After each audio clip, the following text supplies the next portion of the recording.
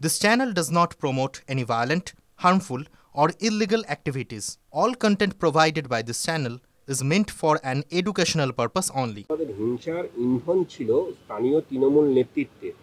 বিস্ফোরক রিপোর্ট দিয়েছেন হাইকোর্টের গঠিত কমিটি। আমি আপনাদেরকে একটা কথা বলছি, পশ্চিমবাংলার পুলিশ যদি যেভাবে চলছে তাতে দলীয় পুলিশ হয়ে যাচ্ছে, এই জায়গাটায় খুব ধ্যান দেওয়া উচিত। এবং নিশ্চিতভাবে তৃণমূল কংগ্রেসের কাউন্সিলর হোক, বিধায়কের কাছের মানুষ হোক, তার বিধায়কের পরিবারেরও কাছের একজন যুক্ত ছিল, সেটা কঠোরভাবে শাস্তি দেওয়া উচিত। এবং আমার মনে হয় কোর্ট তার নিজস্ব মতে ঠিকই চলছে। একদম এই কথার পরিপ্রেক্ষিতে বলছি, মুর্শিদাবাদের ওয়াকআপ হিংসায় পুলিশের বিরুদ্ধে তীব্র অসহযোগিতার অভিযোগ তুলছে হাইকোর্টের গঠিত কমিটি। রিপোর্টে বলা হয়েছে এবং ৩০০ মিটার দূরেই রয়েছিল পুলিশ স্টেশন, কিন্তু আপনাকে বারবার বলছি, পশ্চিমবাংলার পুলিশ পুরোপুরিভাবে দলীয় স্বীকৃতি পেয়েছে, যেটাই সবচেয়ে বড় লজ্জার। এবং এটার জন্য পশ্চিমবাংলার আম জনতার ক্ষতি হবে। পশ্চিমবাংলার পুলিশ আর প্রশাসন দেখে না, তারা দল কি করে চালাবে সেটা দেখে, তার ফল আজকে এটা আমরা দেখতে পাচ্ছি।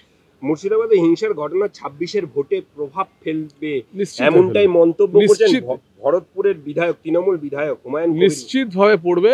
পশ্চিমবাংলায় যেভাবে সনাতনীদের উপর আক্রমণ হয়েছে, সমস্ত সনাতনীরা একজোট হয়ে তৃণমূল কংগ্রেসের বিরুদ্ধে ভোট দেবে, এটা নিশ্চিতভাবে প্রভাব পড়বে এবং আমরা অনেকটাই সিট বাড়াতে পারবো এবং আমাদের খুব ভালো রেজাল্ট হবে। হুমায়ুন কবিরের নিশানায় ফিরহাদ হাকিম এবং সিদ্দিকুল্লাহ চৌধুরী। বাঙালি মুসলিমদের মধ্যে ফিরহাদের গ্রহণযোগ্যতা নেই, আর মুসলিমদের মধ্যে প্রভাব কমেছে সিদ্দিকুল্লাহ চৌধুরী। আমার মনে হয় হুমায়ুন কবিরের একটা নতুন দল করা উচিত। সে যদি একটা নতুন দল করে তাহলে আমার মনে হয় সমাজের জন্য ভালো হতে পারে। আমি বলবো তাকে নতুন একটা দল করুন এবং এদের কাছ থেকে বেরিয়ে আসুন। এবারে 26-এ ভোটের আগে উত্তরবঙ্গকে পাখির চোখ করছেন শাসক এবং বিরোধী। উত্তরবঙ্গে আমরা 50টার উপর সিট পাবো, কারণ ওখানে সমস্ত সনাতনীরা এক হচ্ছে এবং ওখানকার সনাতনী যারা আমাদের অন্য কাস্টের আছে তারা সবাই এক হয়ে তৃণমূল কংগ্রেসের বিরুদ্ধে ভোট দেবে। উত্তরবঙ্গে আজ পর্যন্ত ডেভেলপমেন্ট কিছু হয়নি, শুধু ভোটের আগে নানা রকম একটা গল্পগুজব হয়। 29-এ আসতে পারেন প্রধানমন্ত্রী, মনোজ টিক্কা জানালেন। আসতে পারার কথা আছে, কিছু সরকারি প্রোগ্রাম আছে, কারণ আপনারা জানেন ভুটানের সাথে কিছু কাজ আছে, হয়তো উনি আসতে পারেন। কনফার্ম হলে তো আপনারা অফিসিয়ালি জানতে পারবেন।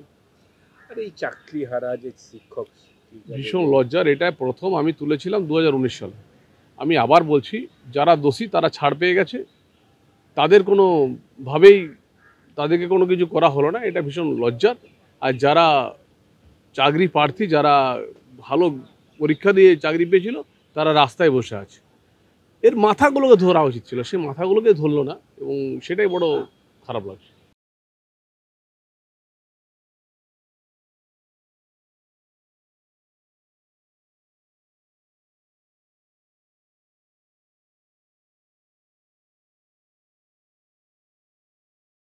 ক্লাস 10 ও ক্লাস 12 এর পরীক্ষা শেষ, রেজাল্ট আউট। এরপর কি পড়বেন, কোথায় পড়বেন, সুলুক সন্ধান এখন হাতের মুঠোয়। TV9 বাংলা এডুকেশন এক্সপো 2025, কলকাতার সবচেয়ে বড় এডুকেশন এক্সপো।